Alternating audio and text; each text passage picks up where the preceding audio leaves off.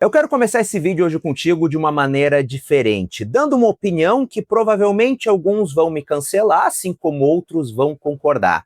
Mas eu quero começar esse nosso papo falando sobre Abel Braga, porque é uma enorme sacanagem, é um enorme absurdo o que estão fazendo com o Abelão. Para quem não sabe, o Abel vai ser julgado no dia 12 de fevereiro no STJD por causa daquela declaração infeliz dele no final do ano passado em relação à camisa rosa, que eu não vou repetir por aqui porque o YouTube é meio chato e daqui a pouquinho pode dar zebra para esse vídeo. Todo mundo sabe o que o Abel disse. E o Abelão pode pegar até 10 jogos de suspensão por causa daquela declaração. E eu acho isso um absurdo e principalmente um desserviço para uma causa tão importante. Obviamente, o Abel não deu aquela declaração para atacar uma minoria, para atacar um grupo de pessoas, para praticar ódio contra aquele grupo, mas agora vai ser julgado por praticar ato discriminatório.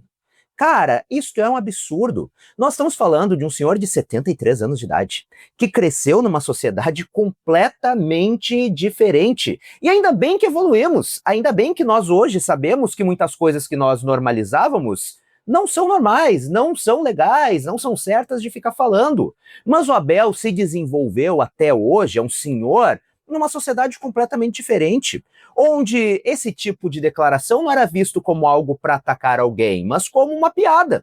Tanto que ele falou que fez esta brincadeira, conforme as palavras dele, com um grupo de jogadores logo que chegou. Isso é um desserviço e um esvaziamento de uma pauta tão importante. E aqui eu vou deixar o clubismo de lado. O mesmo serve para o caso do Luiz Castro, que deu essa declaração polêmica após a derrota no Grenal.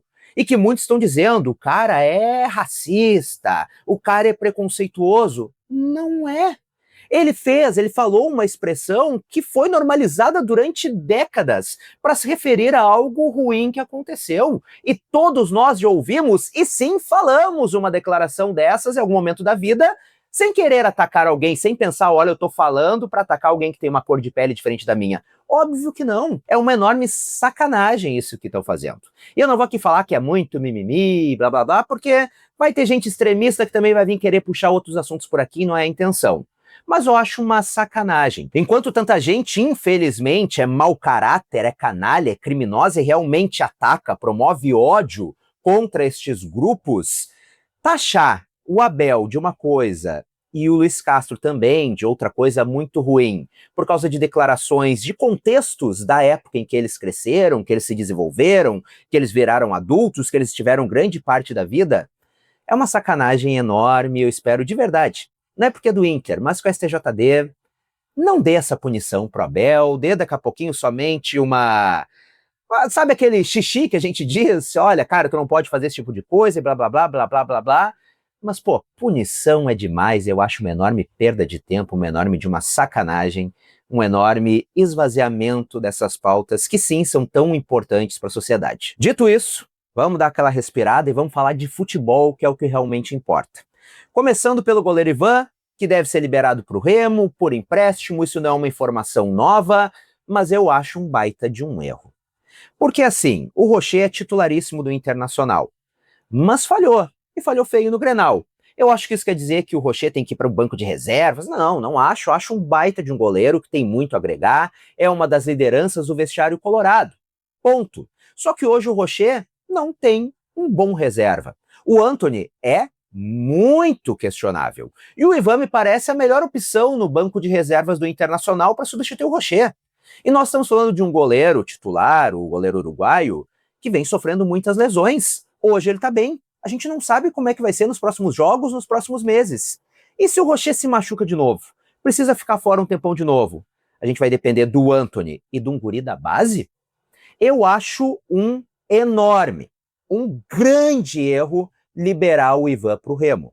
Eu espero de verdade que o Inter de alguma maneira volte atrás, embora eu ache que não vai acontecer. Afinal, o Ivan sequer foi relacionado para o Clássico Grenal porque tem essa negociação avançada. E eu entendo que o goleiro também quer ter mais rodagem, quer ter mais oportunidades. Mas é um jogador do time. E é o Inter que decide o que vai fazer com ele. Assim como eu espero que tu tome aquela decisão lá muito importante de te inscrever no canal, caso não seja inscrito. E deixar teu like, se já for inscrito, deixa teu like, me ajuda demais. Tem um botãozinho aqui embaixo pelo celular, geralmente Hype ou Hypar. Se aparece para ti, aperta nele também sem medo, é gratuito e me ajuda demais. E o mais importante, tá te inscrevendo agora no canal?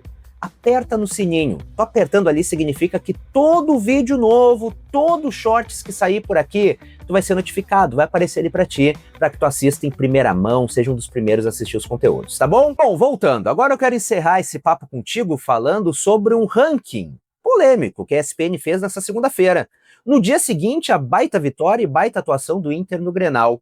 Isso porque os jornalistas da ESPN fizeram um ranking das ambições dos times no Brasileirão 2026 e colocaram o Inter brigando para não cair. E eu entendo que o Inter no ano passado fez uma campanha vexatória, muito abaixo do que o elenco pode mostrar e já mostrou em outras oportunidades, inclusive nesse clássico Grenal.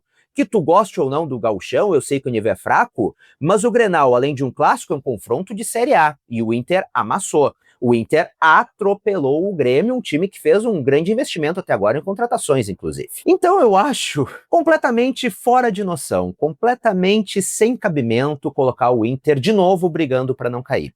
Eu, sinceramente, agora com Abel Braga por aqui, com Fabinho Soldado também ajudando a segurar as pontas, um cara experiente que conhece muito de vestiário nos bastidores, estes dois, junto com o Pesolano, que é um cara que gosta de muita intensidade, que é um cara muito sanguíneo, que é um cara que cobra muito, eu acho que cogitar que o Inter vai brigar para não cair é um absurdo. Eu acho que o Inter tem tudo para brigar, pelo menos ali por um G8. Mas agora eu quero as tuas opiniões aqui nos comentários. O que tu acha desse ranking? O Inter vai brigar pelo quê nesse ano de 2026? E mais, sobre Abel Braga e Luiz Castro, tu concorda comigo, tu discorda? Eu quero deixar bem claro que em nenhum momento eu vou normalizar preconceito, que em nenhum momento eu vou normalizar absurdos. Mas é que neste caso, de verdade, eu não acredito que teve um tom ou uma intenção de atacar alguém.